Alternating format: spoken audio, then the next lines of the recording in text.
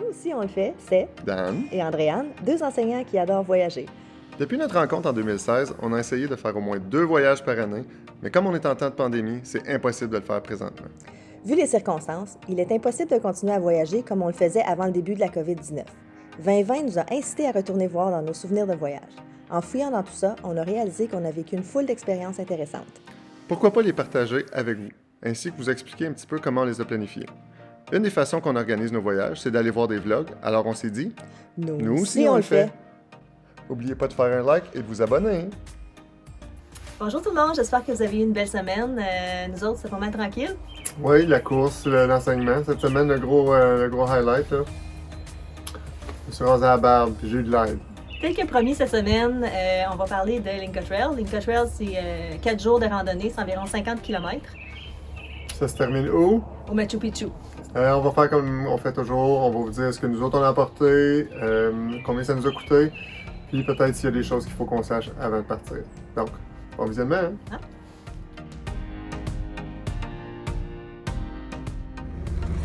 Bon, là on se prépare. On vient d'embarquer dans l'autobus pour aller sur le Inca Trail. Ça c'est vrai. On est bien content de bien hâte, mais il y en a qui ont moins hâte. C'est pas plus malade. Ouais. Il y a 4 personnes qui restent dans des hostels. Puis 3 de ceux-là ont décidé de manger quelque chose hier qui n'a pas été Une bonne idée. une bonne idée. Mais bon. Fait que, à tantôt.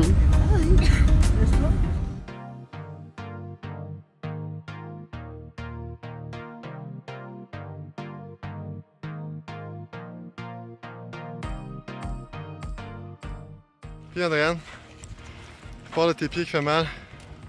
Pas eu descendre, mais à part ça, ça va super bien. Tout plate. C'est bien plate que c'est pas beau. On a, dans le fond,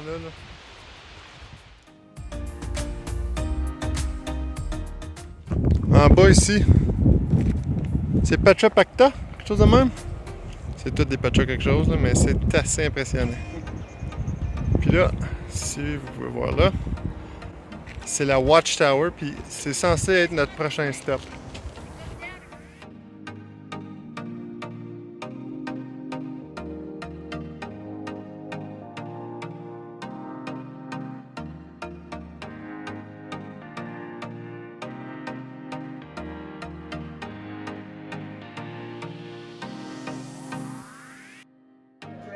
Les deux, on avait un sac de 40 litres.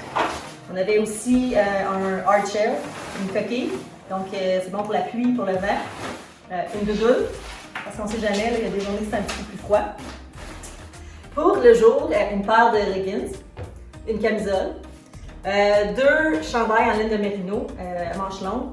Donc, pour ceux qui ne connaissent pas ça, cette laine-là, allez voir ça, c'est vraiment bien. C'est bon quand il fait chaud, c'est bon quand il fait froid, ça sèche rapidement, donc c'est vraiment, vraiment fun à avoir.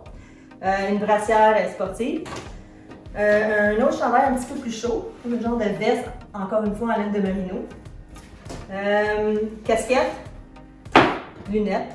Pour les pieds, bottes de randonnée, super important. J'ai apporté 3 paires de bas et du duct tape. Super important parce que des fois, tu as mal aux orteils, puis ça, c'était vraiment, là, ça nous a sauvé la vie à plusieurs reprises. Des pôles, je les apporte, mais je vais être bien honnête, je déteste marcher avec ça, je suis toujours rangée de même, donc pour ceux qui aiment ça, c'est important, mais moi je déteste.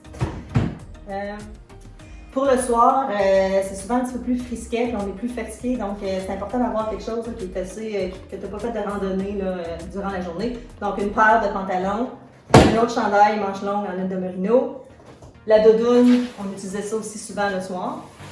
Des petites bottes comme ça a l'air de rien, mais c'est vraiment fantastique. C'est comme un genre de sac de couchage à l'intérieur, puis c'est vraiment le fun pour les pieds. Une tuque, parce que des fois dans la tente il fait froid, une paire de mitaines. D'autres petites choses super importantes, qui étaient importantes pour nous, là, des lingettes pour se laver, parce qu'on est 4 jours là, sans prendre de douche, donc c'est toujours le fun d'arriver le soir et de se nettoyer un peu. Du shampoing sec, pas pour Dan, mais pour moi, c'est toujours le fun de sentir propre. Crème solaire, super important. La petite crème pour le jour. Baume pour les lèvres avec écran solaire, parce que le jour, là, c'est vraiment fort le soleil, donc c'est important d'avoir ça. Un pain, déodorant, du Purell, quand même important. La bouteille ici, le soir, quand il faisait froid, on mettait de l'eau chaude dans ça, puis ça fait plus chaud dans le sac de couchage. Donc c'est important aussi si vous êtes frileux. Finalement, pour ceux et celles qui aiment prendre des photos comme moi, ben, un bon appareil photo. Des accessoires pour la poussière, parce que je ne l'avais pas quand on est allé, mais il y avait beaucoup de poussière, puis c'est pas super agréable de mettre ta caméra un peu partout avec le sable puis le vent, donc accessoires pour la poussière. GoPro, un trépied qui se transporte assez bien dans le sac.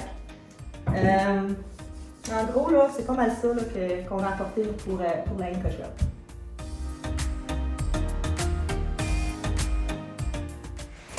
Oui, Andréane.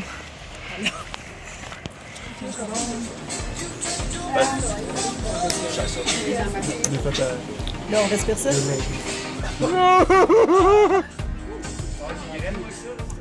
Toi, Andréane, comment tu trouves ça? Beaucoup. Ouais? Bien, hein? Et toi, Daniel? Ça va bien. Ça, c'est supposé être le Gringo Killer, mais jusqu'à date, c'est bien raisonnable. J'aimerais bien ça que ce soit représentatif de ce qu'il nous reste à faire, parce qu'il nous reste un 3-4 heures à monter de même.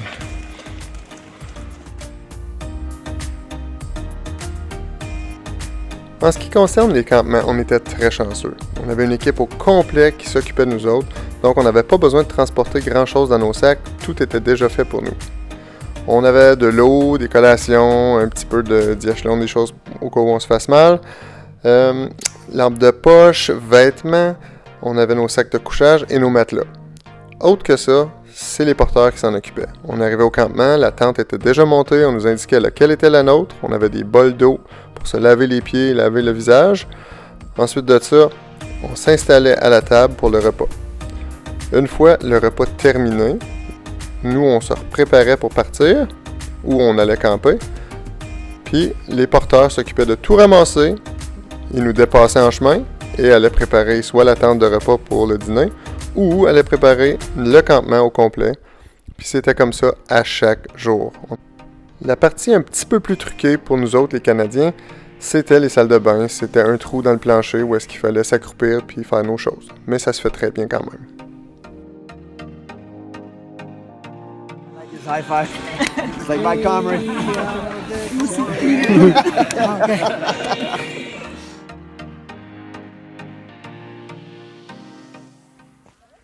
Là, on descend. On vient de Dead Woman's Pass qui est là-bas, le petit pic dans le milieu. On peut voir. Là. Andréane a décidé qu'elle downshiftait et elle mettait ça sur la grosse gear. On a écarté tout le monde.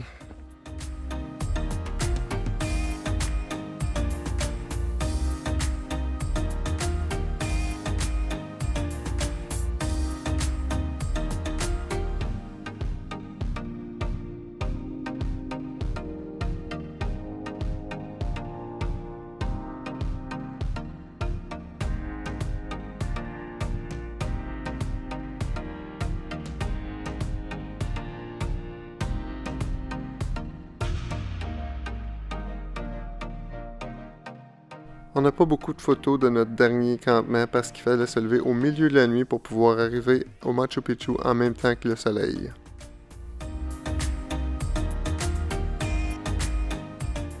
Après la visite du Machu Picchu, il faut descendre à la ville d'Aguascalientes qui est juste au pied de la montagne et ensuite de ça, on va prendre le train pour retourner jusqu'à Cusco.